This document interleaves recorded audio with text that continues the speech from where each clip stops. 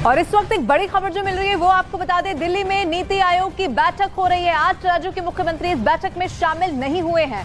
कर्नाटक के मुख्यमंत्री सिद्धरमैया, तेलंगाना के मुख्यमंत्री केसीआर भी बैठक में शामिल नहीं हुए हैं। इसके अलावा आपको बताएं, नीतीश कुमार, अशोक गहलोत ने भी इस मीटिंग से दूरी बना ली है। नीति आयोग की बैठक में जो मुख्यमंत्री हिस्सा नहीं ले रहे हैं, उनके राज्यों को विकास से जुड़े कई अहम मुद्दों पर नुकसान होगा, क्योंकि गवर्निंग काउंसिल मीटिंग में 2047 के विकसित भारत का रोड मैप बनेगा। 100 से ज्यादा अहम बिंदुओं पर बैठक में चर्चा होगी।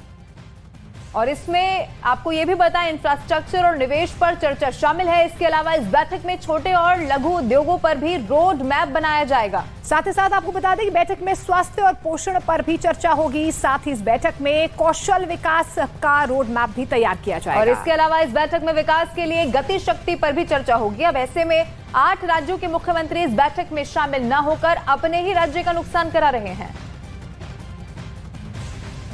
तो आपको बता दें कि कई राज्यों के मुख्यमंत्री हैं जिन्होंने इस बैठक से दूरी बनाई है, क्योंकि 2047 का रोड मैप इस पूरी बैठक में शामिल है कि कैसे आगे जो है तमाम राज्य केंद्र के साथ मिलकर अपने राज्य का विकास कर सकते हैं। लेकिन कई ऐसे राज्यों के मुख्यमंत्री हैं जिन्होंने नीति आयोग की इस अहम बैठक से दूरी बनाई है।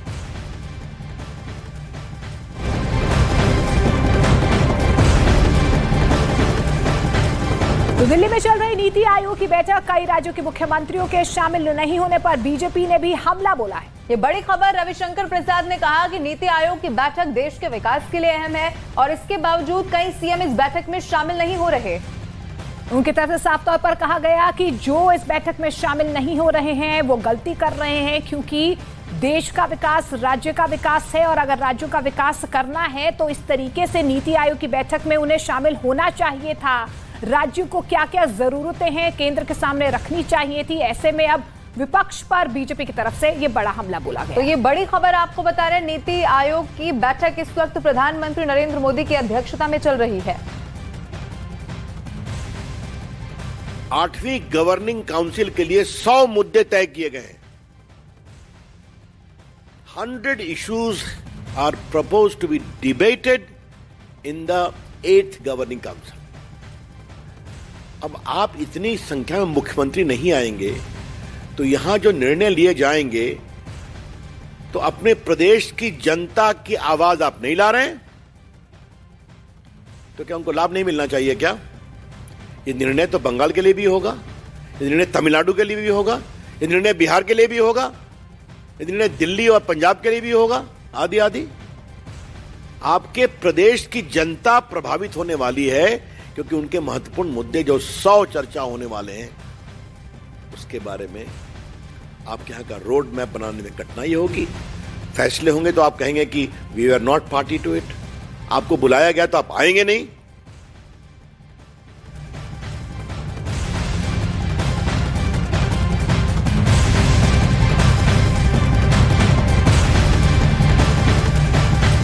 तो नए संसद भवन की नई तस्वीरें सामने आ चुकी है। नया संसद भवन बहुत खूबसूरत नजर आ रहा है। लोकसभा से लेकर राज्यसभा और सेंट्रल हॉल की भी कई तस्वीरें सामने आई हैं। दोनों सदनों में हर सांसद की सीट के सामने मल्टीमीडिया स्क्रीन भी लगाई गई है। लोकसभा को राष्ट्रीय पक्षी मोर के पंख की थीम पर बनाया गया है, जबकि राज्यसभा की थीम राष्ट्रीय फूल कमल है। दोनों सदनों की दीवारों और छतों को भी बेहद खूबसूरत बनाया गया है। वीडियो में अशोक स्तंभ से लेकर सांसदों के बैठने वाला कक्ष नजर आ रहा है। नए संसद भवन में 3 द्वार होंगे, जिनके नाम ज्ञान द्वार, शक्ति द्वार और कर्मा द्वार होंगे। वीवीआईपी सांसदों और विजिटर्स की एंट्री अलग अलग गेट से होगी। और अगर दोनों सदनों की संयुक्त बैठक होती है तो एक समय में इसमें 1280 सांसद बैठ सकेंगे, ऐसी व्यवस्था इसमें की गई है। नए संसद भवन में लोकसभा में 888 तो राज्यसभा में 384 सांसदों के बैठने की व्यवस्था है और अब इस व्यवस्था को ज्यादा बढ़ा दिया गया है। और तस्वीरें जो इस वक्त आपके टीवी स्क्रीन पर एक्सक्लूसिवली आप देख रहे हैं, ये नए संसद भवन की नई तस्वीरें हैं। अद्भुत खूबसूरत इसमें जो नया संसद भवन है, जो आकार ले चुका है, कल जिसका उद्घाटन होना है, वो इसमें नजर आ रहा है। कैसे इसे हाईटेक भी बनाया जाए, टेक्नोलॉजी का इसमें कैसे इस्तेमाल किया जाए, इन सब का ख्याल रखा गया है। और ये तस्वीरें देखिए इस वक्त आपके टीवी स्क्रीन पर। तो देखिए नए संसद भवन की भव्यता और दिव्यता आपको इन तस्वीरों में नजर आ रही है।